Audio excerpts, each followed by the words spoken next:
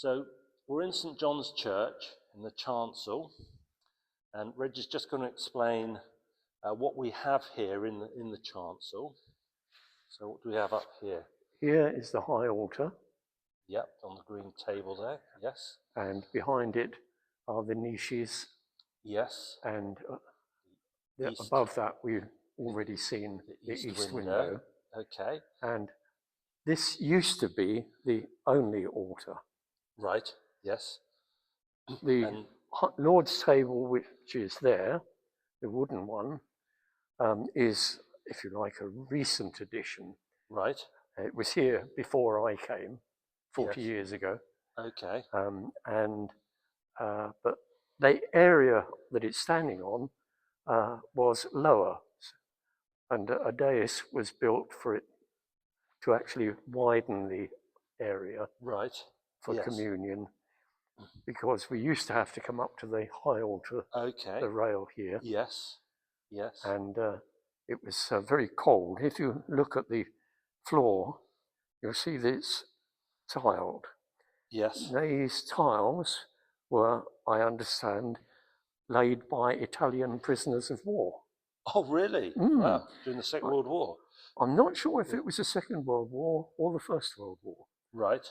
Okay. I really don't know about that.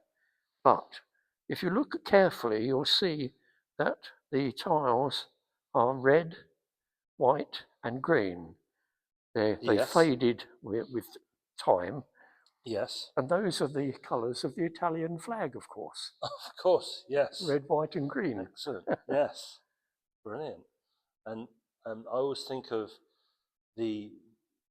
in the Old Testament, they talk about the Holy of Holies, where God's presence is, where in the modern church that would be the Eucharist, the bread and the wine as God's presence, which would live. I guess that would be kind of the Holy of Holies in the centre of it, and then there was the holy area outside of that, and then the public area where the people would sit, which would be down here where the pews are. You see the Lord's, the high altar is, got a green covering on it. Right, yes. Earlier this week, it was a white covering. Right, yes. So during the period after Christ's birth up until the presentation of Christ in the temple, we had a white covering on it. Right, okay. But now we're going through a short green period, which will stay until the beginning of Lent, starting with Ash Wednesday, when it will change to purple. And do you know what the different colours represent, the greens and the purples and the whites? The green one is the everyday colour. Yes. And the white one is for special occasions, special periods, such as recognising the birth of Christ. Yes. When it's red, it's for saints and martyrs. Okay, I guess. So there are... I guess the red of martyrdom is the red blood. They had to shed their blood for the faith. Indeed. Yes. Purple is for preparation.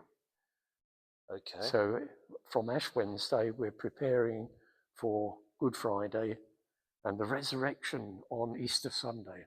Yes. And then again in Advent, it changes to purple. Right, yes.